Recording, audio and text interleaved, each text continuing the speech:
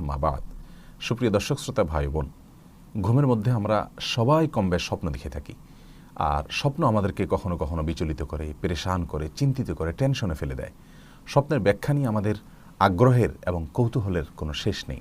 সেজন্য আজ আমরা স্বপ্নের বিষয়ে কয়েকটি কথা বলতে চাই। কোন স্বপ্ন আল্লাহ সুবহানাহু ওয়া তাআলার পক্ষ থেকে বা ভালো স্বপ্ন, কোন স্বপ্ন দুঃস্বপ্ন বা খারাপ স্বপ্ন শয়তানের তরফ থেকে, আমরা কিভাবে বুঝব, এবং খারাপ স্বপ্ন বা দুঃস্বপ্ন দেখলে আমরা কি করব, ভালো স্বপ্ন দেখলেই বা আমরা কি করব, এ বিষয়ে আমরা কয়েক মিনিটে দরকারি কয়েকটি কথা বলতে চাই ইনশাআল্লাহ বিইذনিল্লাহ। সর্বপ্রথম যে বিষয় বলবো তা হলো, সহিহ মুসলিমে বর্ণিত হয়েছে, নবী সাল্লাল্লাহু আলাইহি ওয়াসাল্লাম ইরশাদ করেছেন, লাম ইয়াবকা মিন মুবাশশিরাতিন নবুওয়াতি ইল্লা রুইয়া সালিহা। অর্থাৎ পৃথিবীতে নবী এবং রাসূলদের ধারা বন্ধ হয়ে গেছে, আর কোনো নবী রাসূল পৃথিবীতে আসবেন না।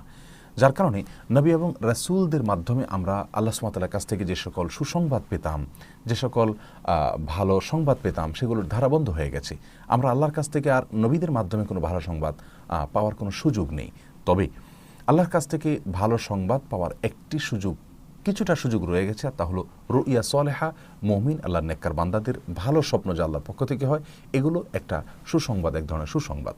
এই জন্য ইবনে মাজাহ বর্ণিত এক হাদিসে নবী আলাইহিস সালাতু ওয়াস সালাম বলেছেন, যেটি বিশুদ্ধ সূত্রে বর্ণিত হয়েছে, যে মুমিন বান্দার ভালো স্বপ্ন এটি নবুয়াতের 46 ভাগের এক ভাগ।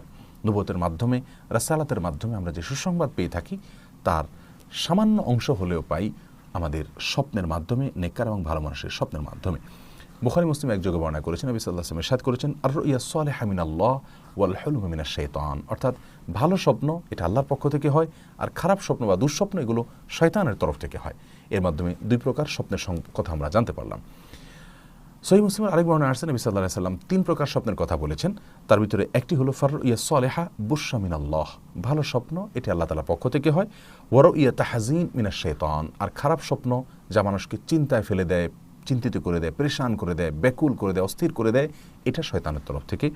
ওয়ারুইয়া মিম্মা ইয়াহদুসুল মারউ নাফসাহ আও মিম্মা ইউহাদ্দিসুল মারউ নাফসাহ, আর আরেক প্রকার স্বপ্ন আছে যা মানুষ নিজের মনে মনে জল্পনা কল্পনা করার ফলে দেখে। অর্থাৎ দিনের বেলায় চলতে ফিরতে কোনো বিষয় নিয়ে খুব বেশি চিন্তিত, পেরেশান আছেন, ভাবছেন, তার ভাবনা জুড়ে জাগ্রত অবস্থায় যা ছিল, অনেক সময় ঘুমোলে আমরা তা দেখে থাকি।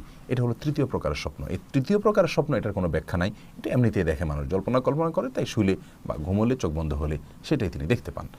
আলোচনার বিষয় হলো প্রথম এবং দ্বিতীয় প্রকার নিয়ে, অর্থাৎ আল্লাহর পক্ষ থেকে যে স্বপ্ন আসছে সেটি নিয়ে, আর শয়তানের তরফ থেকে যে স্বপ্ন আসছে সেটি নিয়ে। আল্লাহর তরফ থেকে যে স্বপ্ন আসছে সেই স্বপ্ন আমরা কিভাবে বুঝবো যে কোনটা আল্লাহর তরফ থেকে স্বপ্ন হচ্ছে ভালো স্বপ্ন আর কোনটা খারাপ স্বপ্ন? এটা বোঝার জন্য দুটি উপায় রয়েছে।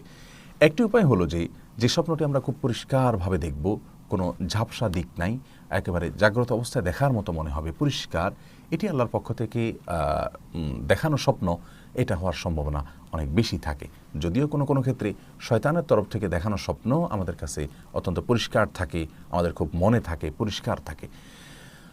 আর দ্বিতীয়ত এবং সবচেয়ে বড় এবং প্রধান যে ইঙ্গিত আল্লাহ তাআলার পক্ষ থেকে যে স্বপ্নের আলামত, সেটি হলো যে আল্লাহ সুবহানাহু ওয়া তাআলার পক্ষ থেকে যে স্বপ্ন দেখানো হবে, সেই স্বপ্ন দেখার পর আমাদের মধ্যে কোনো প্রকার অস্থিরতা দেখা দিবে না, কোনো পেরেশান আমরা হব না, চিন্তিত হব না, বরং আমরা সে স্বপ্ন দেখার পর আমাদের মধ্যে ভালো লাগা কাজ করবে, প্রশান্তি কাজ করবে, আমরা এক ধরনের ভালো কোনো ইঙ্গিত পাচ্ছি এরকম মনে হবে, আমাদের কাছে মনে হবে যে আমরা ভালো একটা স্বপ্ন দেখেছি।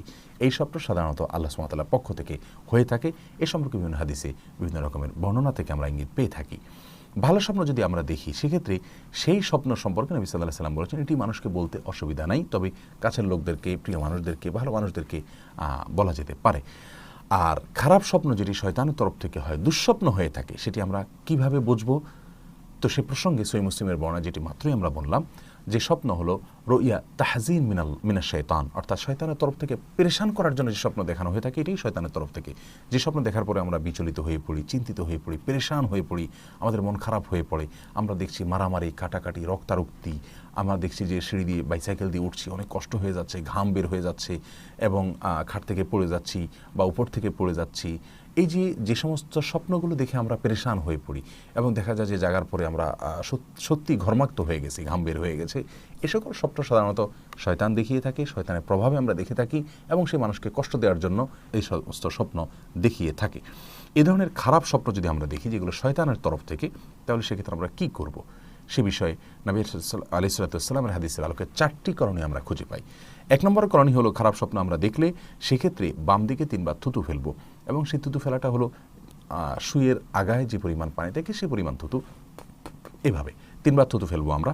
এটা হলো 1 নম্বরের কাজ। সহিহ মুসলিম হাদিসে আসছে নবী সাল্লাল্লাহু আলাইহি ওয়াসাল্লাম বলেছেন, ইযা রাআ আহাদুকুম শাইআন ইয়াকরাহুহু, যদি তোমাদের মধ্যে কেউ খারাপ স্বপ্ন দেখে, দুঃস্বপ্ন দেখে, ফালিয়ানফুস আন ইয়াসারিহি সালাসা মাররাত, তাহলে বাম দিকে সে 3বার যেন থুতু ফেলে, ওয়ালিয়াতাআওয়াজ বিল্লাহি মিন শাররিহা, আর দ্বিতীয় কাজ হলো সেই শয়তানের প্রবঞ্চনা থেকে, তার কষ্ট দেওয়া থেকে আল্লাহর কাছে আশ্রয় চাইবে, আউযু বিল্লাহি মিনাশ শাইতানির রাজিম বলবেন। এটা হলো 2 নম্বরের কাজ।